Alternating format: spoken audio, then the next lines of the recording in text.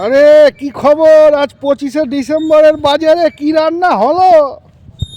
আজকে রান্না হয়েছে ডাল, শিম ভাজা, আলু ফুলকপির ডালনা, আর আলু ভাতে, আর ডিম একসাথে শুকনো লঙ্কা পুড়িয়ে সেটা মেখেছি। প্রথমে ভেবেছিলাম আজকে মাংস করব, তারপরে না কদিন ধরে শরীরটা ভালো নেই কারুরই, আর মেয়ে যেহেতু মাংস খায় না, ওই জন্য ভাবলাম যে আবার তিনজনের জন্য একরকম, দুজনের জন্য আর একরকম। ওই জন্য আজকে নিরামিষ, নিরামিষ না, ডিম তো সিদ্ধ হচ্ছে, তো আজকে এই অল্প রান্না। এই তো শুভ বুদ্ধি সম্পন্ন হয়েছে মাথার মধ্যে।